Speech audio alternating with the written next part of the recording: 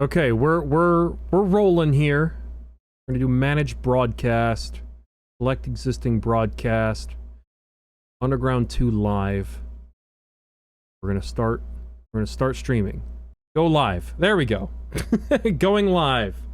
All right, I'll just minimize this because I can see you guys just fine. Hey, Rodney Hammond, how are you doing? Hey, Edgar Centurion, how are you? Welcome to the stream. All right. Underground 2. I haven't played this game in a little while, and I'm playing on a third-party controller with awful thresholds in the analog sticks, so this could be a little terrible. Do I have... I don't think I have hidden events turned on for this client. Do we care about doing hidden events? I feel like we've got a lot of money. We've got a skyline. I think we should be fine for money. Is it fine if I just ignore the hidden events? Because I don't think I've got them on my sound mod client, as far as I'm aware. Sorry. I'm pretty sure I don't have them. Louisiana Redneck, what's up, man? Hey, David, what's up?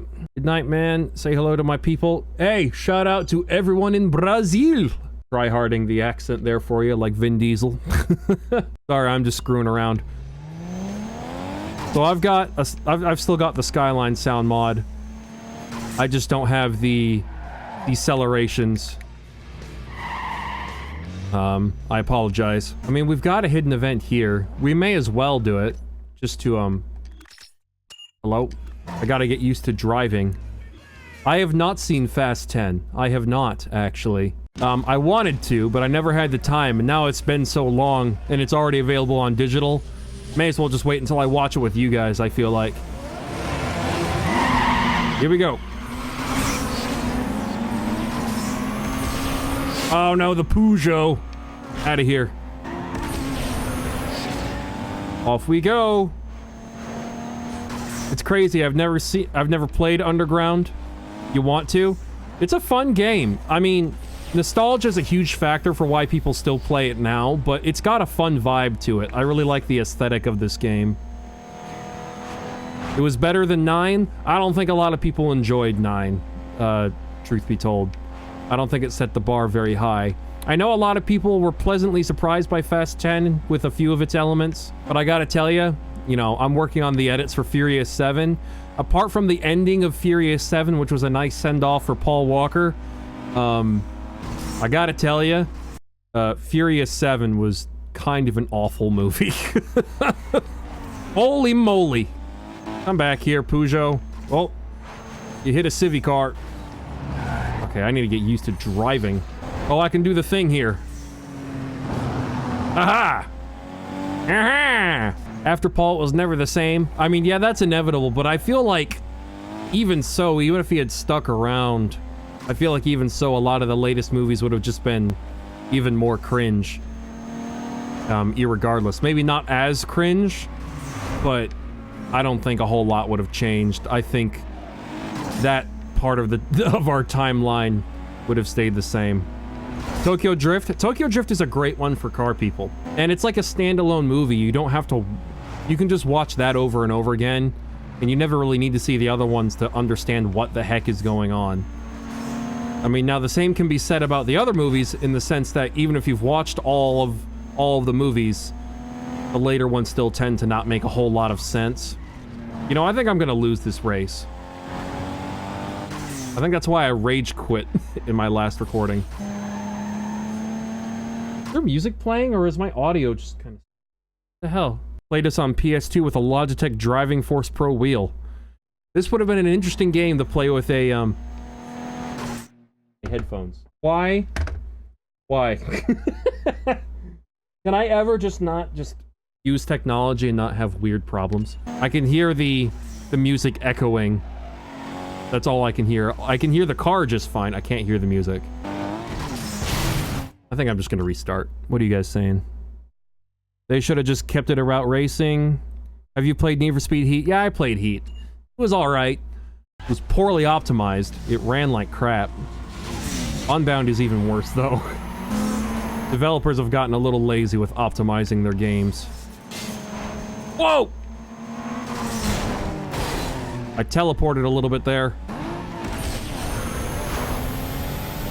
So let's not use all of my nitrous at once this time. Old Spice. Spice things up. Look at me. Now look at your husband. Now look at me. Now look at your husband. Voila! Your husband is now diamond. My condolences. We compressed him into a goddamn diamond. It's a very low-flying plane I just saw there. Oh dear. Hit the brakes! Nope. Oh, nothing matters. Nothing matters. It's like being online in GTA. Nope.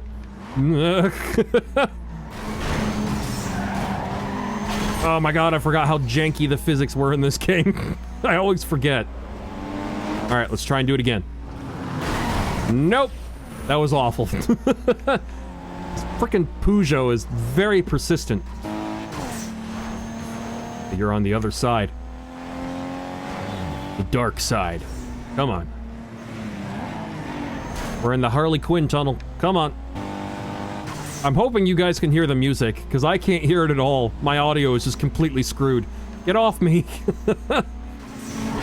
No! That's attempted murder! Oh, you bastard. And there we go. Holy crap. Whoa! Whoa! I don't know what the RX-8 just did, but he just landed into the wall at 1,000,000 miles an hour. I might just not do this race. I might just say screw it. My M3 is coming along nicely. You'll see an update on it later this month.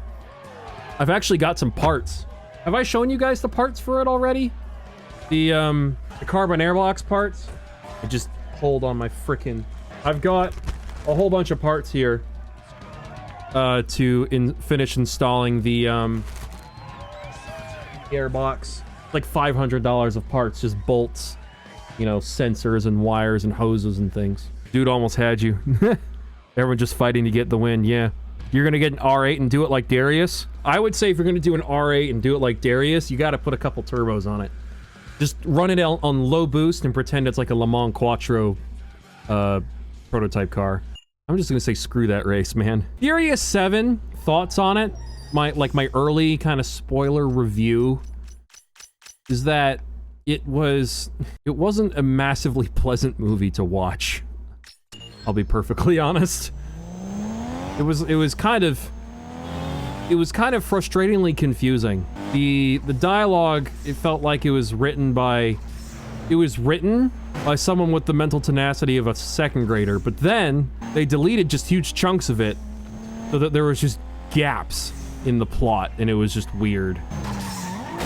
It wasn't a terrible movie, but it was not a very good movie. The ending was nice. It was somewhat respectful to Paul. The rest of the movie was just it was a bit of a coke-fueled fever dream. I mean, if Paul was still alive and it didn't have that kind of extra special kind of meaning to people with his passing during its production, it would just be an awful movie. But because you have that send-off at the end, it does have some nice intrinsic value to it. It wasn't very good. It was weird. It was a weird movie. I didn't know what the heck was going on most of the time.